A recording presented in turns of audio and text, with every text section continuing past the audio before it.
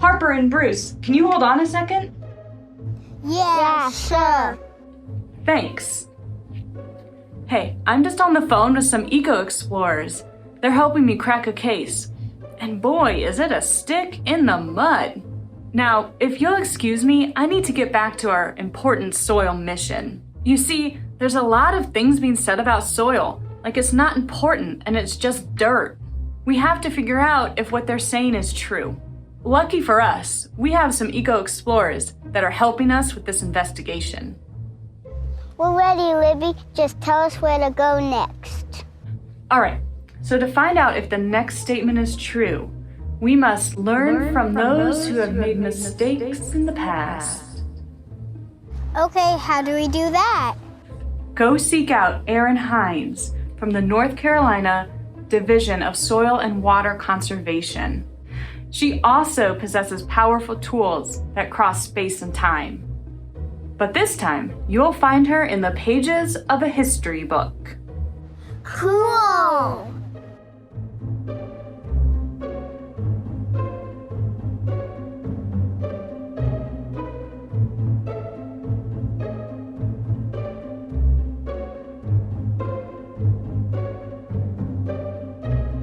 This looks like a book that could help us learn from the past. Let's flip the pages back to see if we can find our scientist. The year 2003, the year 1980, 1969, 1955, 1934. Hi, Ellen. Greetings from the year 2021. I'm Bruce, and this is Harper. We were hoping you could help us clear up a soil myth. Soil is infinite. Just dump litter in it. Wow, are people still saying that? Let me take you to a time not too long ago when people believed the exact same thing, and as a result, created one of the worst environmental disasters in the history of the United States. Here in the year 1934, dark clouds reached up towards the sky high as mountain ranges.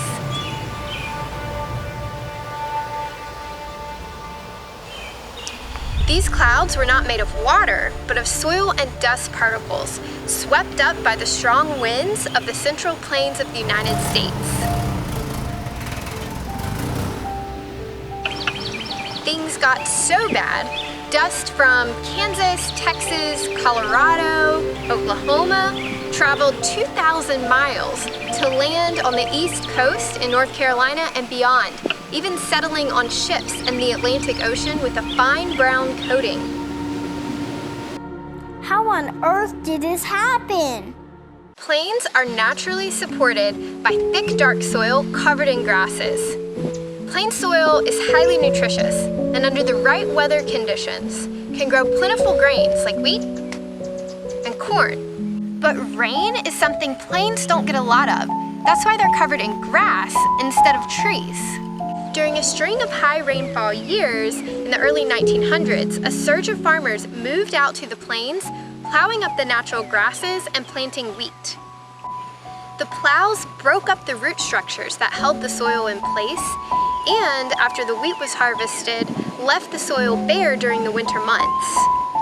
When the drought years hit, the dry winds blowing across the plains picked up soil particles into the air, creating massive storms of dust that rolled across the prairies, burying fields, houses, and towns in mounds of dirt.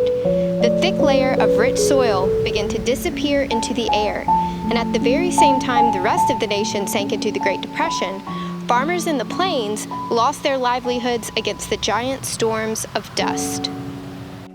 It sounds like good soil isn't as abundant as you think. And we depend on it so much for our food supply. We better take care of it. Not just for food, Bruce. Just like in the plains, soil is the foundation of all our ecosystems. And because it's a prime habitat for decomposers, it also plays a key role in the recycling of our nutrients and gases. Think about it. Without soil, we would actually have a lot more carbon in the air from things like dead plant material that the soil stores. That means with good farming practices, we can help combat climate change. Not to mention, soil has the amazing ability to filter the water we drink.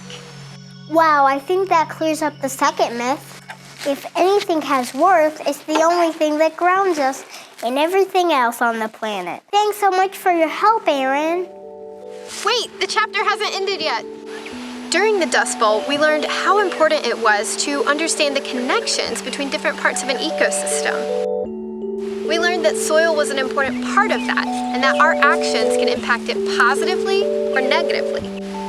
We have to be careful not to be selfish in the moment, but to plan for the long term, with humility for our limits and the power of nature. That's how we can ensure a healthy future for generations to come. Do not forget the lessons from our past and remember how tied you are to your environment. We will. Goodbye. Hi, Libby. Looks like our second myth also bit the dust.